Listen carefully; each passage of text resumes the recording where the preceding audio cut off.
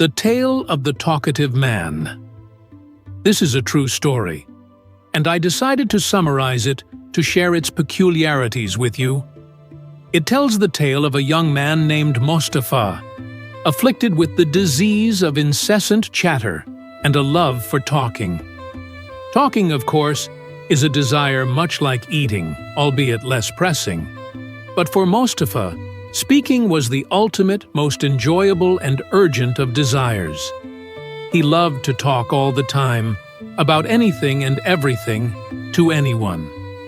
He could jump from one topic to another without pause. Mostafa inherited this trait from his mother, who was like an endless radio broadcast, in stark contrast to his father, who was perpetually silent.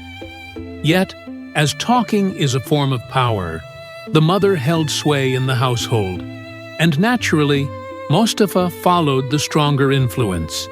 He became infatuated with chatter.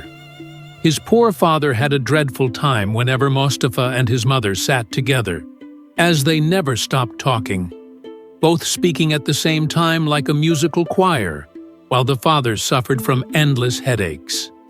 As Mostafa grew up, he started working at an import company and quickly rose through the ranks, thanks to his talking talent.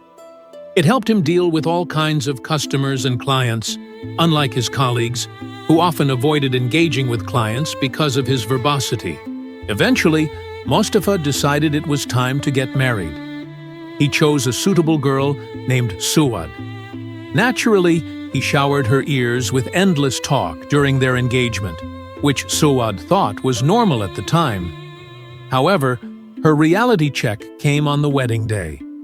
Despite all the drumming, dancing, and excitement of the event, none of it could distract Mostafa from endlessly talking to Suad throughout the celebration.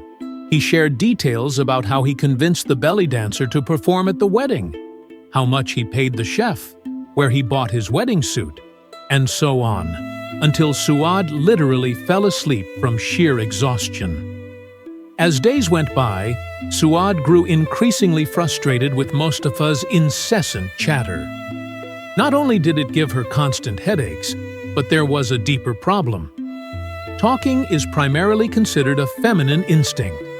By monopolizing conversations, Mostafa essentially invaded that instinct, leaving her no room to express herself. He didn't listen to her at all. Initially, Suad kept her frustrations to herself, but over time, she couldn't hold it in. Whenever Mostafa started talking, she would sharply tell him, "Shut up, Mostafa!" Eventually, "Shut up!" evolved into, "Shut your mouth, Mostafa!" Their life together became unbearable. Suad left the house several times to stay at her parents'. It was always a comedic scene when Mostafa's family would visit her, asking why she was upset, and she'd say, "Your son talks too much." Inevitably, the marriage ended in divorce. After the divorce, Mostafa started to reflect and realized that he truly was excessively talkative, driven by an aimless love for chatter. He decided to cut back on talking to others and reserved his words for people who could tolerate his chatter. Instead, he began talking to himself aloud, whether he was reading a book or a newspaper or simply debating with himself.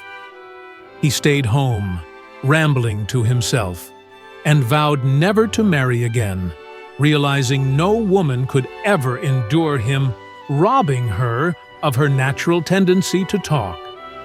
He focused on his career and climbed even higher up the ladder. One day, his company assigned him to join a delegation traveling to South Korea to finalize a seafood deal. Mostafa was fascinated by the Korean atmosphere. After completing the deal, the Korean company owner invited them to one of the gisaeng houses.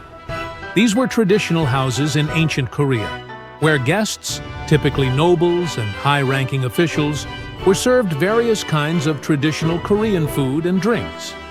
Each guest was also assigned a woman to serve them in any way they requested, anything at all. Of course, these houses had disappeared over time, but they remained a part of the Korean cultural heritage. Mustafa went with the company delegation, and there, a young woman dressed in traditional Korean attire was introduced to him by her master. Her name was Paola Tao. She sat next to him and served him throughout the meal, wiping his clothes to prevent them from getting dirty, feeding him, wiping his mouth after he ate, and pouring drinks for him. Naturally, Mustafa's greatest desire, which was talking, opened up again. But since Paola Tao didn't know Arabic, and he didn't know Korean, he decided to speak to her in English. However, she didn't engage in the conversation, and he realized she didn't speak English. Despite that, he kept talking to her throughout the session, while she listened attentively, occasionally feeding him small bites to give him a break from his constant talking. At the end of the session, he signaled that he wanted to meet her outside the Gisayang house. She pointed to her master, who knew English. Mustafa asked the man if he could meet her, and to his surprise, the man said, "She'll be in your room tonight." Mustafa was stunned at how easily the offer was made, but deep down, he was pleased, having been single for quite some time after his divorce. Later that evening, Paola Tao arrived at his hotel room. He immediately began talking non-stop, and she looked at him with interest, while helping him remove his shoes and clothes as if she were a servant from medieval times. As he had done with his ex-wife, Mustafa kept talking. But unlike Soad, Paola Tao didn't interrupt him. She simply listened. Mustafa felt completely at ease and continued speaking in a mix of Arabic and English, talking freely until he finally fell asleep from exhaustion. The next morning, he woke up to find her waiting for him to get up so she could serve him.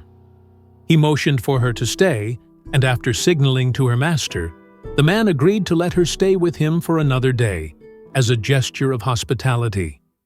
Mustafa began to view her as the perfect woman in his eyes, someone who would cater to his every need without speaking, allowing him to indulge in his love for talking.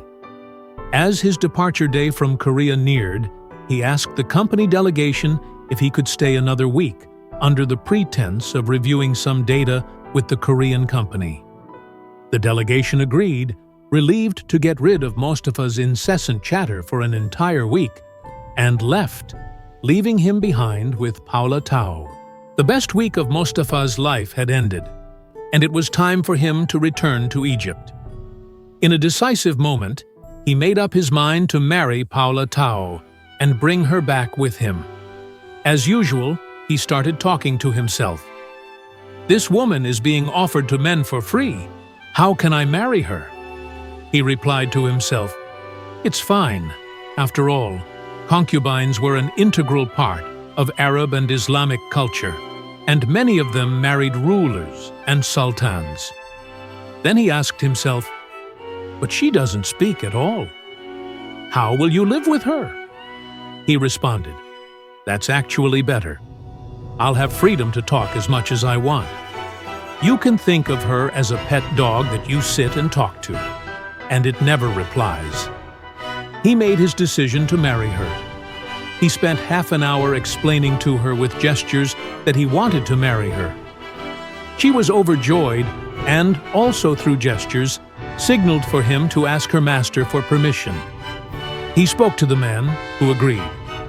Paola Tao went to gather her belongings and prepare for the journey, and then returned to the hotel. Suddenly, in perfect Arabic, she spoke, saying, "It's a surprise I never imagined, to get married and live in Egypt." Mustafa's mind was rocked. Paola was speaking, and she even knew Arabic. He screamed, "How do you speak Arabic?" She replied, "I learned Arabic during my university studies." Mustafa was furious. "But you didn't speak Arabic before? You tricked me!"